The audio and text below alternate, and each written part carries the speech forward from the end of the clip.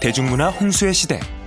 언제 어디서든 다양한 콘텐츠를 쉽게 접하고 즐길 수 있는데요. 대중문화는 이제 젊은 세대의 전유물에서 벗어나 교육, 정치 등 사회 전반에 깊숙이 자리하게 됐습니다. 태어나서부터 성인이 될 때까지 항상 아이들의 주변의 생태계에 자리 잡고 있고, 앞으로도 더 발전할 텐데 잘 안 배워두면 뒤처지거나 모르는 게 많아질 수가 있다고 생각하거든요. 진짜 중요한 거는 리터러시, 잘 배워야 된다, 이 대중문화는. 소수인종 문제를 다루는 인종학이 고등학교 필수 과목이 됐습니다. 영화 미나리에 소개된 한인 이민사도 포함됐는데요. 도산 안창호 선생과 유관순 열사부터 BTS까지. 그러나 대중문화 콘텐츠를 학습에 적극적으로 활용하는 해외 교육 현장과는 달리 우리나라는 약간 대중문화는 그 정규 교육에서 조금 소외된 것 같은 느낌이 들어요. 학교 현장으로 이제 끌어들이는 부분에서는 우리가 두려워할 필요가 없고, 이젠 수동적인 교육에서 벗어날 시간. 학생들이 직접 대중문화의 주체가 되는 더 넓은 의미의 대중문화 교육으로 한 걸음 더 나아갈 차례인데요. 하나, 둘, 셋. 세계를 선도하는 한국의 대중문화. 과연 교육계의 변화도 이끌 수 있을까요? 그 가능성에 관한 이야기를 지금부터 시작합니다.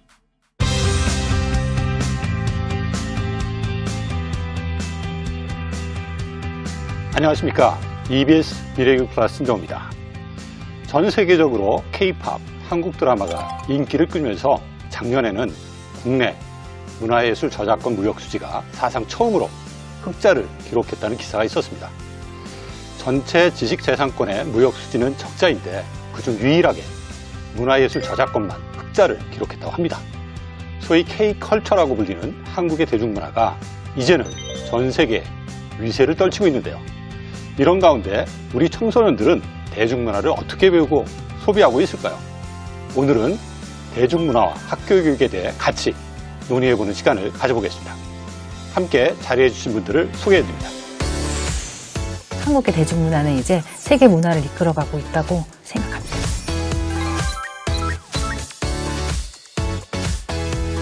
특정 분야의 전문성보다는 다양한 분야와의 소통, 이런 것들이 좀 필요할 것 같아요. 선생님들이 좀 더 자유롭게 사용할 수 있는 예산이 필요하다고 생각합니다. 구독초등학교 다니는 4학년 김건희라고 합니다.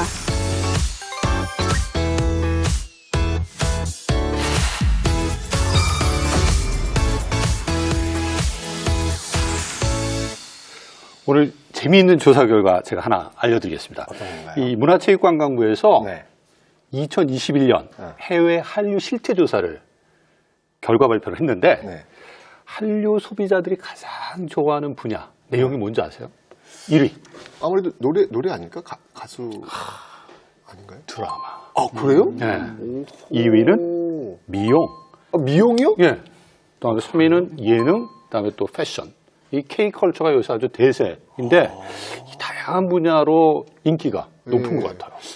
하여튼 저도 요즘 이렇게 문화 이렇게 뉴스 보면은 그 있지 않습니까? 그 비영어권 영화로는 최초로 아카데미 작품상 받았던 기생충. 맞아요. 너무 재밌었어요. 저는 봤는데 너무 재밌었고. 그 다음에 저는 CTS지만. 네. CTS가 뭐예요? 저는 최태석. 이름이 비슷한 BTS. 이름 또 난리 날 텐데. 제가 뭐 신곡 낼 때마다 빌보드 차트를 석권을 하잖아요. 저는 그렇죠. 옛날에 빌보드 차트는 우리랑 관계가 없어라고 그랬는데 요즘은 늘 1위가 BTS예요. 뭐 이런 걸 보면서 참, 이 K컬처 정말 대단하구나. 그렇죠. 이런 생각을 좀 하고 있습니다. 저희가 학교 다닐 때만 해도 팝송 듣는 게 그렇게 좀 약간은 좀 대단한 것처럼 내가 이런 노래 들었고 가사를 다 외워 막 이랬잖아요. 근데 요새는 우리나라 대중가요가 대세입니다. 이걸 모르면 얘기가 안 된다고 하던데 이 K컬처로 불리는 대중문화의 힘, 이게 어떻게 보는지 좀 궁금한데 백 교수님 어떻습니까? 네, 한국의 대중문화는 경제가 발전함에 따라 새롭고 다양한 문화를 선호하는 대중들, 그래, 요구에 맞게 이제 발전을 했는데요. 대중문화 창작자들, 뭐 연주자들, 뭐 영화에서는 연기자들이겠죠. 그들이 이제 자신의 다양한 개성과 끼를 살려서 대중과의 소통을 기반으로 해서 대중들이 공감할 수 있는 메시지를 전달하는 역할을 했습니다. 이렇게 만들어진 창작물은 한국 대중들의 공감대를 이제는 뛰어넘어서요. 세계인의 공감대를 얻고 있기 때문에 한국의 대중문화는 이제 세계 문화를 이끌어가고 있다고 생각합니다. 김 팀장님. 네, 한국의 대중문화의 규모가 얼마 정도 되는지 저희가 이제 매년마다 통계 조사를 하고 있는데요. 우리나라 그 콘텐츠 산업의 규모 1년 연간 한 126조 정도 된다고 합니다. 그렇게 커요? 네. 수출하는 규모가 1년간 한 100억 달러 정도 되고요. 여기에 종사하는 종사자 수가 약 68만 명 정도 된다고 합니다. 이게 이제 전체 그 전체 글로벌 규모로 보면은 전 세계에 약 7위 정도 되는 규모인데요. 이만큼 우리 쪽에서도 우리나라의 그 대중문화, 콘텐츠 산업은 굉장히 중요한 산업의 일부분으로 차지하고 있습니다. 근데 오늘 이 자리에 정말 저희가 이제 120회가 넘고 있는데 최초로 가장 최연소 학생이 지금 왔습니다, 지금. 네. 안녕하세요. 안녕하세요. 자기소개 한번 좀 해봐요. 네. 교덕초등학교 다니는 4학년 김건희라고 합니다. 맞습니다. 4학년. 저 오늘 그 모신 이유가 있습니다. 여기 EBS인데 EBS 오니까 어때요? 신기해요. 신기해요. 어떤 게 제일 신기해요? 펭수 집 보는 게 신기해요. 아무래도. 건희 학생 그 드라마, 노래 이런 거 많이 봐요? 네. 뭘로 봐요? TV로 봐요? 아니면 뭐 스마트폰으로 봐요? 컴퓨터로 봐요? 주로 TV나 스마트폰으로 봐요. 보면서 가만히 있어요? 같이 따라해요? 뭐 어떻게? 그냥 막 같이 하지? 네. 역시 달라. 우리는 그냥 듣기만 했는데 요새 아이들은 그냥 들으면서 같이 액션으로 다 그걸 누리는 거야, 그냥. 아니, 근데 저기 부모님이 스마트폰을 이렇게 가지고 다닐 수 있도록 허락은 하세요? 네. 뭐라고 이게 뭐 이렇게 혼내고 그런 적은 없었어요? 많이 봐서 혼낸 적은 있어요. 많이 봐서 혼난 적은 있는데 네. 가지고는 다닌다. 네. 그리고 혼나면은 그 스마트폰 어떻게 해요? 그냥 조금 못 보게 해요. 그거 못 보게 스스로 하면은 못 본다? 스스로 안 보는 거야? 아니면 혼나고 나서 부모님 사라지면 또 봐요? 못 봐요.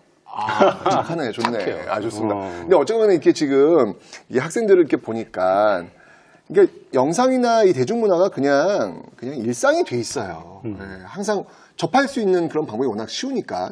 그러면 이 청소년들한테 대중문화가 차지하는 어떤 그 위치? 왜냐면 그 발달 과정에서 굉장히 많은 영향을 주고 있는데 어떤 영향을 끼칠 수 있을까요? 학업과 진로로 인해서 스트레스를 많이 받고 있습니다, 학생들은. 그래서 청소년들은 이런 대중문화를 소비하는 과정에서 휴식도 하고 여가도 즐길 수 있는 시간을 가질 수 있는데요. 또한 청소년들은 대중문화를 능동적으로 소비하는 주체입니다.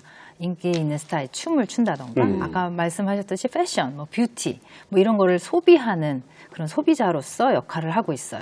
근데 청소년들은 또 대중문화를 수용하면서 또래 집단 안에서 소속감 같은 것도 가질 수 있고요. 다양한 문화 체험을 하고 뭐 소비자, 생산자 역할을 모두 감당할 수 있는 그게 청소년이라고 할 수 있습니다. 아니, 건희 학생, 그 혹시 친구들끼리 모여가지고 네. 같이 뭐 이렇게 춤을 좀 따라한다든지 동작을 따라한다든지 그런 건 있어요? 네. 누구 동작?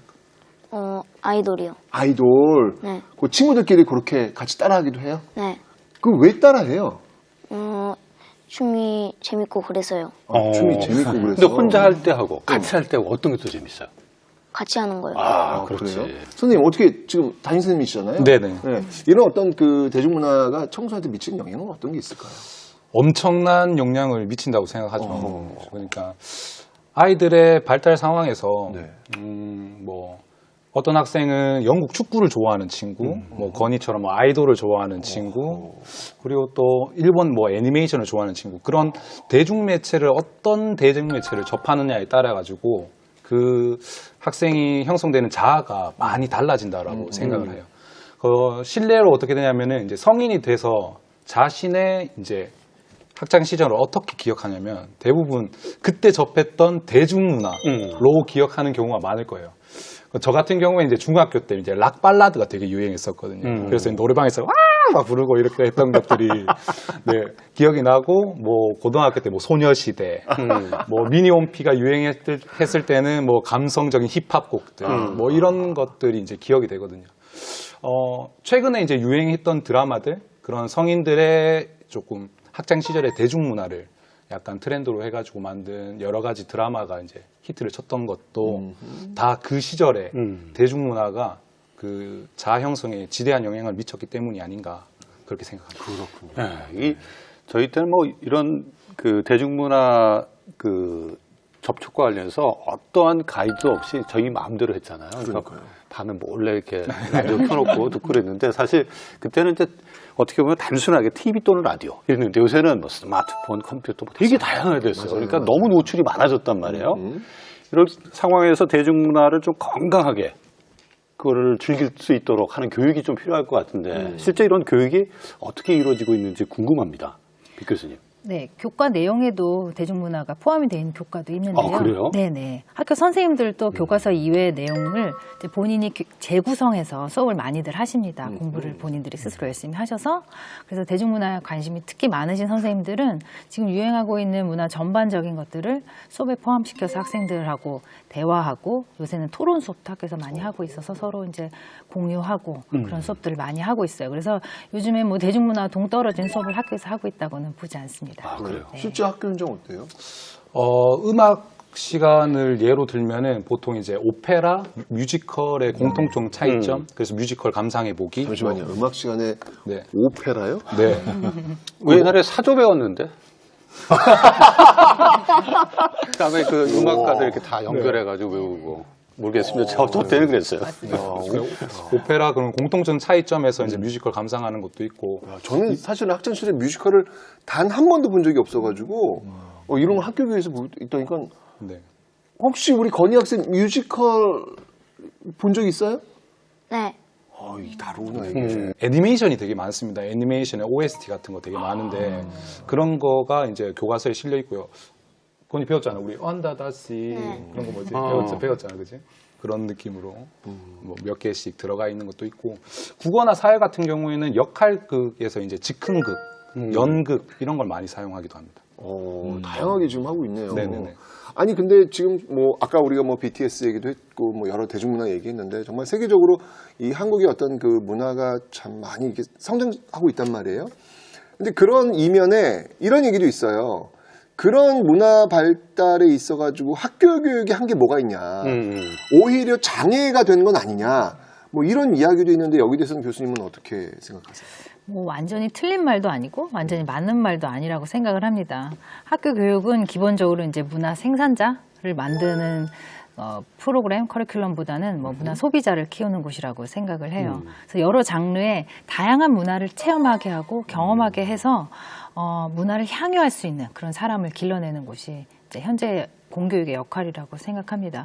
그래서 아까 말씀드렸듯이 생산자의 역할은 다소 힘든 부분이 있으나 소비자의 역할은 충분히 감당하고 앞으로도 그렇게 진행할 거라고 생각하고 있습니다. 근데 이 문화 소비자 입장에서 봤을 때 사실은 저희 학교 교육 보면 좀 전통에 가까운 클래시컬한 문화에 대한 소비를 어떻게 할 거냐 이런 교육은 그래도 어느 정도 이루어졌다고 보는데 최근에 대중문화에 대한 교육 이건 좀 학교 교육하고 거리가 좀 멀지 않나요? 여전히? 네, 인식에 좀 차이가 있는 것 같아요. 그러니까 뭐 저도 그렇지만 저희 아이도 스마트폰을 하고 있으면 아이는 공부를 한다고 하지만 마치 게임을 하는 것 같고 그 아이가 좋아하는 노래와 춤을 즐기는 것과 그것을 직업으로 하는 것은 또 다른 인식인데 이런 것처럼 이 대중문화에 대한 인식이 뭐 놀이 정도로만 생각하는 것들이 아직도 많이 있지 않나라는 좀 아쉬움이 있고요. 그런 부분에서는 여러 가지로 지금 그 공교육에서 아직 이 현실적인 어떤 아이의 요구나 그 학생들의 요구나 이런 부분들은 좀 차이가 있지 않나 이런 좀 생각을 합니다. 네. 선생님 어떻게 생각하세요? 아직도 대중문화를 조금 저급한 것, 학교에서 다루기에는 좀 저급한 문화다. 학교에서는 주지교과를 중심으로 해야 된다. 라는 인식들이 뭐 학부모님들 그리고 동료 교사에도 아직 충분히 많이 좀 만연해 있는 것 같습니다. 사실 이게 선생님들만의 이제 열정으로 이렇게 이루어지는 건데 주변에서 이렇게 되면은 약간 힘이 빠지거든요. 그래서 최근에 이제 선생님이라고 유튜버 하시면서 선생님 또 하셨던 분이 계신데 예. 꽤나 많은 구독자가 있었는데 그분은 이번에 선생을 그만두셨거든요. 아, 진짜. 네, 연면직을 하셨어요. 그런 걸 보면은 아직까지는 학부모님들이나 이런 인식들이 아직은 대중문화에 조금 친근하지 않고 약간 조금 적대적인 모습도 보인다. 그런 것 같아요. 제가 고등학교 때 생각해 보면 고등학교 때 제가 음악 시간에 그 실기가 있었어요. 실기가 뭐였냐면, 그러니까 클래식 음악을 들려주는 거예요. 그래서 그 음악가가 누구냐? 제목 맞추기. 제목 맞추기. 그게 장학 퀴즈에서 많이 나와서 그래요. 네, 그래서 저희 때는 테이프. 네. 테이프가 거기에 있으면 한 50곡인가 100곡이 20개 있으면 그렇게 듣고 이게 베토벤이야, 슈베르트 이게 고르는 거였는데 너무 어려운 전 진짜 너무 제가 기억나는 게 뭐냐면 너무 힘들어가지고 왜 기억이 나요. 근데 가만히 생각해 보면은 만약에 그때 인기가요 탑 100 해가지고 이 노래를 듣고 이건 아이유의 노래야, 이걸 듣고 이건 BTS 노래야, 이걸 학교에서 했다. 그럼 아마 학교에서 민원이 장난이 아니었을 네, 아마 거다. 그렇지 않습니까? 베토벤과 슈베르트는 외울 수 있는데 아이유와 BTS를 학교에서 배워? 이거는 분명히 학교에서는 아직까지는 받아들이지 못하는 걸 것 같은데 거기에 대해서 우리 건이가 어떻게 생각하는지 한번 들어봤습니다.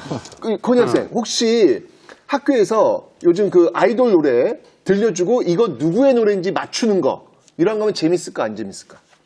맞추는 게 재밌을 것 같아요. 잘할 수 있을 것 같아요? 그죠? 네. 근데 혹시 베토벤은 알아요? 슈베르트? 몰라요. 그러니까 이렇게 들어가 버리면 이게 좀 이게 고민이 지금 생긴단 말이죠. 그렇죠. 아니, 교수님 혹시 또 음대 교수님이시니까 이런 어떻게 생각하세요? 클래식 음악은 원래 이제 궁중에서 이렇게 향유하던 음악이어서 또 어렵다고 생각할 수 있습니다. 그러나 이제 프랑스 혁명 이후로 시민 계급이 발달하면서 이런 음악들이 다 시민들이 누리던 그런 음악이었어요. 그래서 우리가 지금 듣고 있는 음악은 그 당시 대중음악이라고 볼 수도 있는 음악들도 있습니다. 그러니까 우리가 클래식 음악을 어렵다고 생각하는 건 뭐 고전시대, 낭만시대 그런 음악들이 우리가 지금 살고 있는 21세기에 우리의 정서나 공감대 형성에 조금 어려움이 있어서 어렵다 이렇게 생각할 수 있고요. 특히나 또 접할 수 있는 기회가 클래식 음악보단 대중음악이 훨씬 많기 때문에 접할 기회가 좀 적어서 어렵다 이렇게 느끼는 점이 또 있다고 봅니다. 그러니까 대중문화, 지금의 대중문화를 지금 이렇게 클래식을 배우듯이 이렇게 학교 현장에 갖고 들어오는 것도 나쁘지 않냐는 질문이었어요, 저는. 네. 지금 클래식이 옛날에 대중문화라고 한다면 아니 그거를 왜 우리가 지금 현재 시점에서 봤을 때 옛날 것을 계속 그것만 배워야 되는지 지금 현재 대중문화라고 하는 문화에 어떻게 보면 가치가 있을 수 있는데 예술성도 있고 이걸 통해서 예술 소양 같은 걸 키우는 게 왜 나쁜 건지. 그렇지. 나쁘다고 생각하지 않습니다. 제가 도전적인 질문을 했어요. 네. 뭐 일부 선생님들은 뭐 그렇게 생각하시는 분, 아까 학부모님들도 말씀하셨는데 지금 뭐 초등학교는 뭐 애니메이션 뭐 이런 것도 이제 교과서에 들어와 있고요. 중고등학교 교과서들을 보면은 뭐 여러 장르의 뭐 벚꽃 엔딩, 장범준의 벚꽃 엔딩이나 뭐 여러 가지 뭐 많은 대중음악들, 뭐 하다못해 트로트 음악도 이제 교과서에 중고등학교 교과서에는 실려 있어서 대중음악을 교과 내에서 배우는 노력을 지금도 시도를 하고 계속 발전하고 있다고 생각합니다. 저는. 그렇다면 좀 궁금해지는 게 이런 좀 일반 대중가요라고 해도 이렇게 음악의 변천이 있잖아요. 사실은 저희 때 뭐 예를 들어서 가왕 조용필 씨, 그다음에 또 그 발라드 하면 그 이문세 씨, 그다음에 서태지와 아이들 뭐 쭉 있잖아요. 음악의 어떤 문화를 완전히 바꾸는 건데 이런 것들을 통해서 문화에 대한 어떤 그 소양들을 키우는 거 이것도 괜찮지 않을까요? 그럼요. 네. 지금 우리가 영위하고 있고 우리가 항상 접하고 있는 이 대중음악, 대중문화를 공교육에서도 실천하고 가르치는 것이 중요하고 아까 말씀드렸듯이 선생님들은 충분히 인식하고 계셔서 이제 교과 내용 이외에 재구성해서 학교 학생들은 교과서 곡들 그런 제재곡들 좀 지루해 이렇게 생각할 수 있는데 이제 많은 다른 곡들을 가져와서 수업 시간에 활용하고 이런 선생님들이 많이 계시다고 생각합니다. 네. 최근에 전반적인 추세를 보면은 협업의 시대라고 합니다. 그렇죠. 그러니까 뭐 하나의 어떤 개별적인 장르만 있는 것들이 아니라 장르 간에도 융합이 되고 그다음에 산업 간에도 융합이 되고 사실은 어떤 재능에서도 굉장한 융합의 필요성이 있는데요.